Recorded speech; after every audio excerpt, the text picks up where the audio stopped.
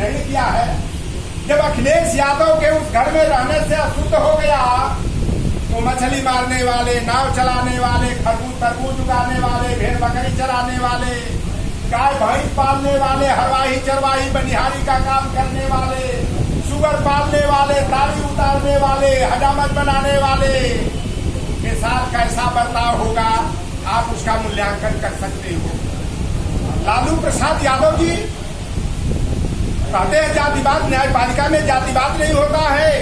अरे इसीलिए मैं मांग करता हूँ कि लोक सेवा आयोग और संघ लोक सेवा आयोग के आधार पर प्रतियोगी परीक्षा में, कठिन प्रतियोगी परीक्षा के माध्यम से जब लोक सेवकों का चयन होता है, pre test, main test, interview, और डीएम कलेक्टर को कटघरे में खड़ा करके सजा कौन दे देता है? एक जज दे देता है। और जज का चयन नहीं होता है, जज का कोलेजियम से मनोनयन होता है, नामित होता है। इसलिए मैं मांग करता हूं और आप सबको भी मांग को तेज करना पड़ेगा कि अब मनोनयन के माध्यम से, कोलेजियम सिस्टम से न्यायपालिका के न्यायाधीशों का चयन नहीं होगा। लोक सेवा आयोग और संघ लोक सेवा आयोग के पैटर्न पर भारतीय न्यायिक सेवा आयोग के माध्यम से, प्रतियोगी परीक्षा के माध्यम से उच्च न्यायालय और सुप्रीम कोर्ट के न्यायाधीशों का चयन होना चाहिए। जगन्नाथ मिश्रा 10 वर्ष तक लालू यादव से पहले बिहार के मुख्यमंत्री थे, ठीक नहीं थे? बिल्कुल। चारा घोटाला जगन्नाथ मिश्रा ने किया और लालू यादव जी जब 1990 में जनता दल की सरकार बनी तो उन्होंने चारा घोटाला की जांच के लिए समिति बनाया। अब पंडित जज ने जो क्या किया जानते हैं? जगन्नाथ मिश्रा को बेल और लालू प्रसाद यादव को जेल। यह है न्यायपालिका आज की। न्यायपालिका में जातिवाद है।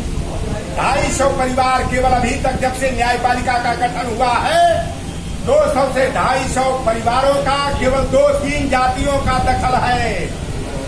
इसलिए न्यायपालिका में भी हमें आरक्षण की व्यवस्था होनी चाहिए।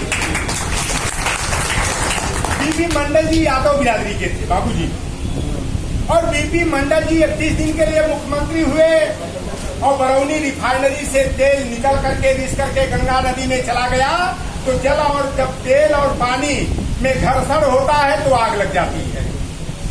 अब बरौनी रिफाइनरी से तेल बह गया, गंगा नदी में आग लग गई तो जातिवादी पंडित विनोद आनंद झा कांग्रेस के नेता ने सदन के अंदर कहा था कि जब नंजतिया और शूद्र प्रदेश का मुख्यमंत्री और राजा बनी है तो गंगा जी में अगिया लगबे न करी। यह बात कही गई जब बाबू राम नरेश यादव जी ने 1977 में छेरीलाल साथी आयोग की सिफारिश पर हम पिछड़े वर्ग के लोगों को 15% आरक्षण दिए तो नारा क्या दिया गया था? राम नरेश वापस जाओ, लाठी लो भैंस रहो। जब कर्पूरी ठाकुर जी 26% आरक्षण बिहार में दिए तो कई जाति वाले सामंती लोगों ने गाली देते हुए नारा दिया था कि ई आरक्षण कहाँ से आई, कर्पूरिया का माई भी आई। कर्पूरी वापस जाओ, उस्तरा लो, दाढ़ी बनाओ। अरे मेरे सम्मानित साथियों, अब अपने दिल दिमाग को दुरुस्त करो, घंटा बजाना बंद करो, दुर्गा पंडाल लगाना, सरस्वती पंडाल लगाना बंद करो। अगर दुर्गा पूजा करने से ताकत मिलती, सरस्वती पूजा करने से ज्ञान मिलता तो हमें मेहनत करने की जरूरत नहीं पड़ती, हमें पढ़ने की जरूरत नहीं पड़ती, किसी विद्यालय और यूनिवर्सिटी की जरूरत नहीं पड़ती। इसलिए दुर्गा के भ्रम में और सरस्वती के भ्रम में मत पढ़ो। जो पढ़ेगा वही बढ़ेगा। जिस समाज ने शिक्षा को गले लगाया वह समाज तरक्की कर गया, और जिस समाज के लोगों ने पूजा पंडाल सजाया और शाम वाली दवाई में अपने मेहनत के कमाई को बर्बाद किया, वह समाज बर्बादी और तबाही का शिकार हो गया। एक बात मैं कहने के साथ साथ मैं बोलने को बहुत लंबा बोल देता हूँ। मैं 12 घंटा 13 घंटा बिना पानी पिए भी बोल सकता हूँ, क्योंकि जिंदगी में मैंने इसमें कितने लोग पढ़े लिखे हैं, जरा हाथ उठाओ तो। पढ़े लिखे आपको लग रहा कि केवल 1, 2, 3 केवल 3 लोग पढ़े लिखे हैं और शेष लिखे पढ़े। लिखा पढ़ा उसको कहते हैं जो किताब पढ़ के कुछ जाना है, उसे लिखा पढ़ा कहते हैं। और जातिवाद क्या होता है, अत्याचार अन्याय क्या होता है, वो लौटन राम निषाद जानता है, उमा शंकर जानते हैं, विश्राम भी थोड़ा थोड़ा जानते हैं और सवार साहब जानते हैं। ये हमारे संतोष वर्मा जी और मनोज यादव भी नहीं जानते। इसलिए मैं कहता हूँ कि आप लिखे पढ़े नहीं, आप पढ़ा लिखा बनने का प्रयास करो। हम लोग बोलते हैं गलत बात, तो आप सुनो, गुनो, ढूंढो और अच्छा लगे तो अपने घर में, परिवार में, समाज में जा करके आप बताने का भी प्रयास करो।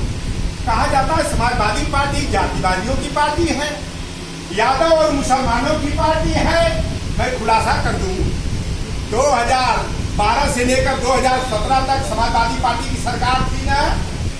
अगर अखिलेश यादव जातिवादी होते, समाजवादी पार्टी जातिवादी पार्टी होती, तो जौनपुर से आकर के रामनगर से जीते हुए अरविंद सिंह गोप कैबिनेट मंत्री नहीं बनते। राजकिशोर सिंह बस्ती, राजा भैया, गुंडा के गुंडा, राजा आनंद सिंह, गुंडा के गुंडा, राजा दमन सिंह बाय आगरा का महागुंडा, पंडित सिंह बगल में गुंडा के ये भी कैबिनेट मंत्री बने, स्वतंत्र प्रभार के बने। और गाजीपुर का ओम प्रकाश यादव, ओम प्रकाश सिंह कैबिनेट मंत्री बने।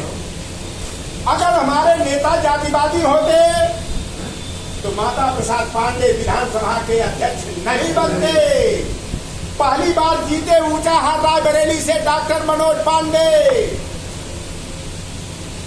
प्रतापगढ़ से जीते हुए राजा राम पांडे, डॉक्टर शिवाकांत ओझा, ब्रह्मा शंकर त्रिपाठी कैबिनेट मंत्री और विजय मिश्रा स्वतंत्र प्रभार के मंत्री, पवन पांडे फैजाबाद, अभिषेक मिश्रा प्रोटोकॉल मंत्री। 13-14 गो ब्राह्मण समाज के लोग अखिलेश यादव जी के मंत्रिमंडल में थे। 13 लोग ठाकुर लोग अखिलेश जी के मंत्रिमंडल में थे। तब भी कुछ कहते हैं जातिवादी कि अखिलेश यादव ने ठाकुर और ब्राह्मणों का सम्मान नहीं किया। अरे भाई, हमारे नेता बताओ कि तुमको प्रदेश का मुख्यमंत्री बना देंगे और तभी जो है कि तुम्हारा सम्मान होगा। क्या क्या चाहते हो आप बताओ, कितना बड़ा सम्मान आप चाहते हो? अगर अखिलेश यादव जातिवादी होते तो रेवती रमन सिंह 2014 का मोदी ये इंटरनेशनल लायर महाझुट्ठा, विश्व का प्रख्यात झुट्ठा के लहर में आकर के हमारे अति पिछड़ों की गलती से, हमारे मुसलमानों के बहकने से जब वो चुनाव हार गए रेवती रमन सिंह, तो हमारे नेता ने राज्यसभा में भेजकर सम्मान देने का काम किया। चंद्रशेखर जी का भगोड़ा बेटा नीरज शेखर जब बलिया से चुनाव हार गए तो उन्हें राज्यसभा में भेजकर हमारे नेता ने सम्मान देने का काम किया। संत कबीर नगर से जब ब्रजभूषण तिवारी जी चुनाव हार गए तो उन्हें हमारे नेता ने राज्यसभा में भेजकर सम्मान देने का काम किया। और जब बीच में दिवंगत हो गए तो उनके बेटा आलोक तिवारी को राज्यसभा में भेजा गया। जब 2014 में देवरिया से मोहन सिंह जी चुनाव हार गए तो उन्हें राज्यसभा में भेजा गया और बीच में दिवंगत हो गए तो उनकी बेटी कनकलता सिंह को हम लोगों ने राज्यसभा में भेजकर सम्मान देने का काम किया। तब भी कहा जाता है हम जातिवादी हैं। आप मुट्ठी भर नहीं हो, आप कौआ नहीं हो। अरे पिछड़े और दलित और पसमानदा मुसलमान समाज के लोगों, आप झौआ हो, पड़का बोल हो। पौआ तो पाकिट में रख लोगे लेकिन झौआ को कपार पर लेके चलना पड़ेगा। 40 किलो 45 किलो का बोझा। इसलिए आप पिछड़े, इसलिए पिछड़े। और जिस दिन पिछड़े एक हो गए तो ये जातिवादी, ये फिरका परस्त ताकतें कौने खाड़ी में जाके छिप रही हैं। कच्छ और खंभात की खाड़ी में मोदी और अमित शाह भग जाएंगे। इसलिए मेरे सम्मानित साथियों और 5 मिनट और बोल दूं कि रहने दो? बोलिए। अच्छा, भाजपा वाले बड़ा छल कपट करते हैं, झूठ फरेब और जुमलेबाजी की राजनीति करते हैं।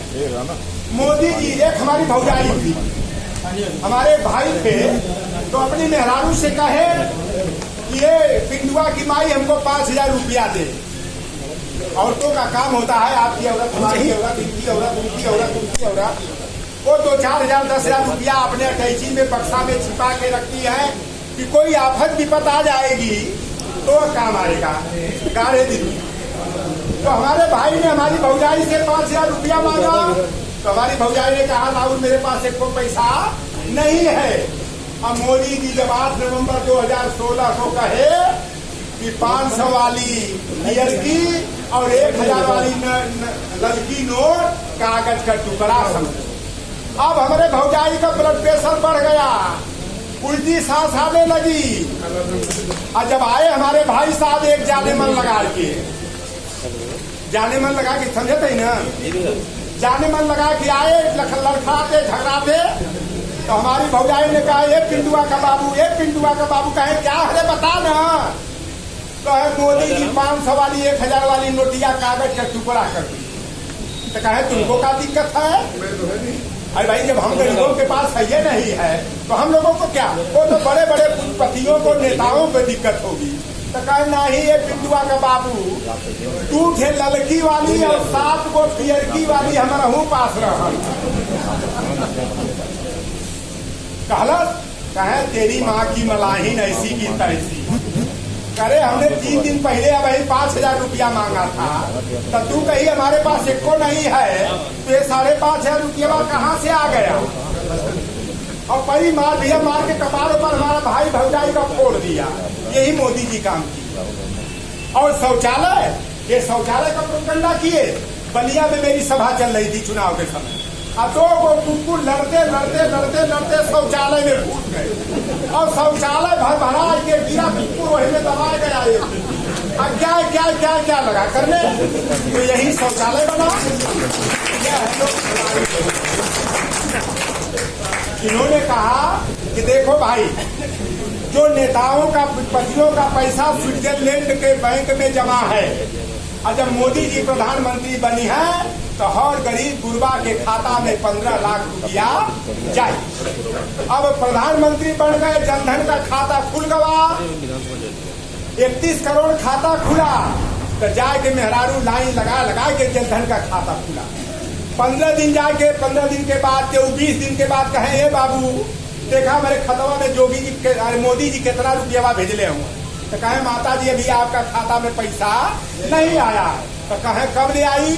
कहे अभी आपका खतवा संचालित नहीं हुआ, इसे एक्टिव कराना पड़ेगा। कहे ई का होला बाबू? तो कहे 1,000 रुपया 500 रुपया जमा करेंगे, तो 34,000 करोड़ रुपया एक्टिव कराने में आ गया। तब ले मोदी जी वो नियम बना दिए कि ग्रामीण अंचल में 3,000 और महानगरी क्षेत्र में 5,000 जेकरे खाता में ऐसे कम होई तो 172 रुपया 50 पैसा हर महीना कट जाए। 15 लाख रुपया तो आया नहीं, लेकिन एक्टिव वाला 1,500, 1,000 रुपया, 2,000 रुपया जो हमारी माँ बहने जमा की थी वो भी रुपया चला गया। तो लोगों को जाके समझाने की जरूरत है। कहते हैं अखिलेश यादव ने क्या किया?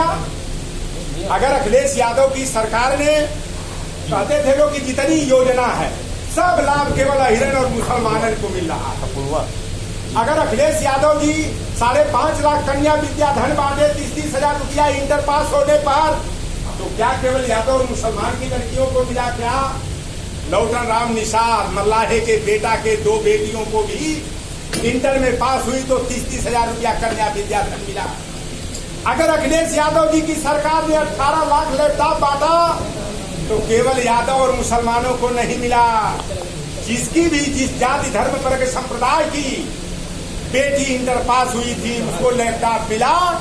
2 लैपटॉप आज भी मेरे घर में पड़ा है। मेरी बेटियां 2 BEd कर ली, MA कर रही हैं, एक बेटी जो है गणेशपुर से डायट फाइनल में कर रही है। हमारे घर में आज भी लैपटॉप टकाटक छका छक फक चल रहा है। और मेरी बेटियां गूगल सर्च करके पढ़ाई कर रही हैं।